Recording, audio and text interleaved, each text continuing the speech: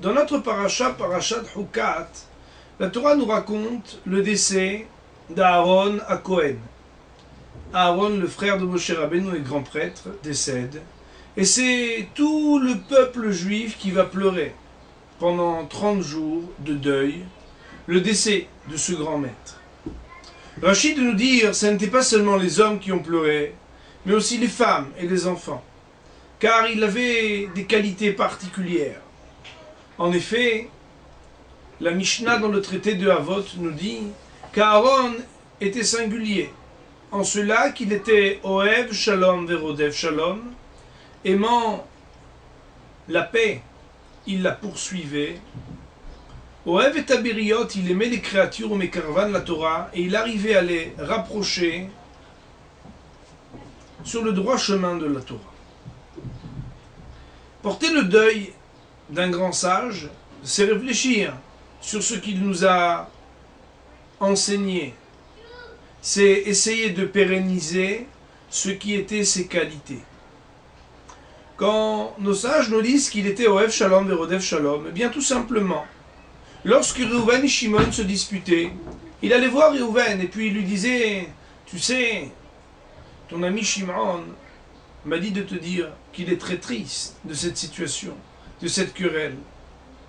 Il voudrait que tu lui pardonnes.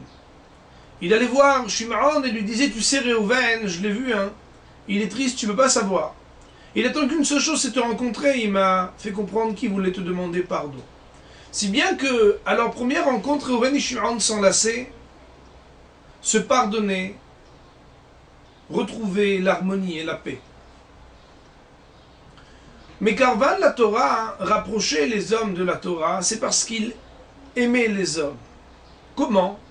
Eh bien, Barthen Ora, ce commentaire gigantesque italien sur la Mishnah de Pirkei Avot, nous dit que lorsqu'il voyait un homme faire une petite bêtise, une avera, il venait le voir pour se faire copain avec lui. Et là, touché de ce rapprochement, la personne n'en était pas moins gênée. Il se disait, si jamais ce rave, il savait ce que je faisais, lorsqu'il ne me voit pas, eh bien, il ne voudrait pas s'approcher de moi. C'est ainsi que pour ne pas être l'indigne ami et proche d'un homme aussi important, aussi hachouv que Aaron à Cohen, ce Avarian, ce fauteur, était capable d'améliorer son comportement, quittant la faute pour se rapprocher du chemin de Dieu. Alors, ces qualités du shalom, ces qualités de rapprocher chacun qu'il rencontrait pour qu'il se mette sur la voie de la Torah, eh bien, elles sont des qualités qu'il faut pérenniser. On nous raconte que le Rav Gutman, une fois, avait reçu chez lui une femme, très dérangée. Et elle lui dit, Kvod Harav, vous savez, je ne peux plus supporter mon mari.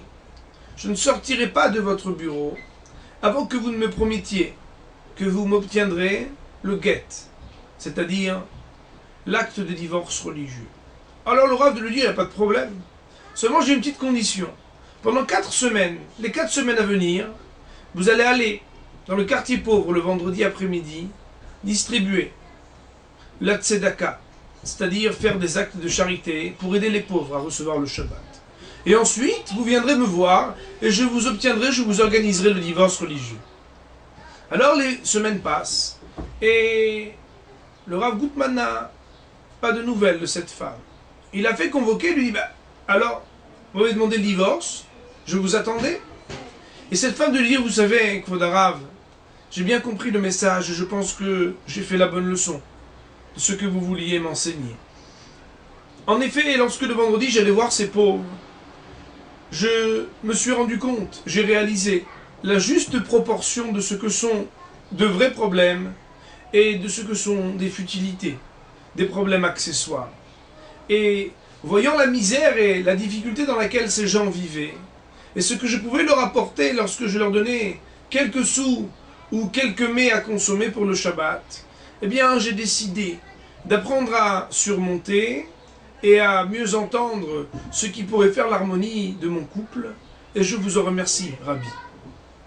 Nos sages depuis toujours, ont su apprendre d'Aaron à Cohen les leçons de ce qu'il aimait, le shalom, et nous devons, chacun d'entre nous, apprendre à essayer de semer le shalom, l'harmonie, dans les couples, dans les amitiés, et surtout d'être capable de réfléchir à ce que le meilleur moyen de faire s'approcher d'autres Béné Israël, d'autres juifs du judaïsme et de la sainte voie de la Torah, ce n'est pas de les dénigrer, de les rejeter, mais au contraire, de se faire amis avec eux, de leur montrer combien nous sommes heureux d'appliquer les mitzvot et combien ils gagneraient tellement, d'accomplir eux aussi les préceptes de Dieu qui sont le meilleur moyen de s'accomplir spirituellement.